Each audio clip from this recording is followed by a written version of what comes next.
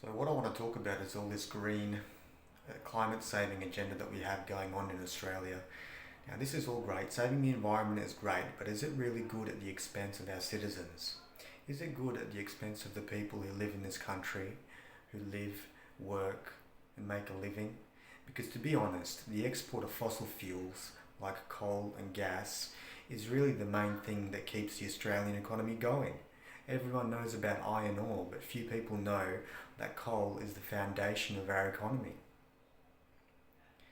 Now, I have something to say about these Greens, these people who are woke, environmental activists who actively try and stop Australian fossil fuel exports and mining.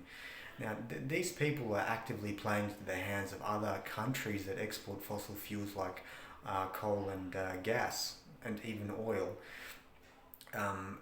They're basically, if they shut down coal, if they shut down Australian coal and gas exports, then countries like Russia, like the Middle East, they'll be over the moon, knowing the fact that the competition on the global market is reduced. And they can continue to ramp up the prices and their profits because there is less supply of fossil fuels in the international market. And the best thing Australia can do for the environment, for the people in Ukraine, is to increase its fossil fuel production, which will in turn drive down the global cost of coal, gas, which will in turn reduce Russia's profits from this war, because they're profiting by these increased costs of gas, coal, oil. Yes, sure, some countries have cut off their purchasing of these fossil fuels, but they're going to find other markets. They're going to find back doors into these countries.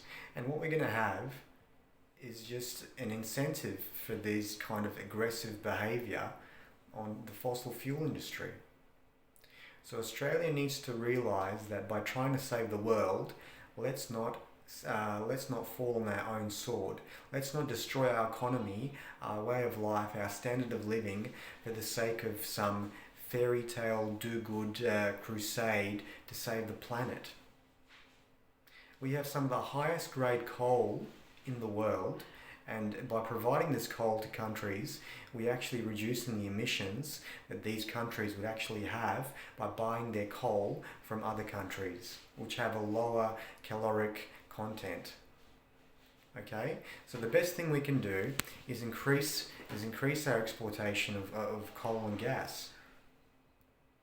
In terms of the global perspective, in terms of the keeping the prices of these fuels down across the world, and hampering Russia's profiteering from their military conquest in Ukraine and their aggression in Ukraine. Okay? And if our economy is weak, if we destroy our own economy here by reducing our exports of coal and gas and even oil, that we have oil in our offshore, we're gonna destroy our economy. I mean, we've got it so good here. We've had it so good for so long. I don't think people actually realise what it would be like if we removed all these fossil fuel exports from Australia.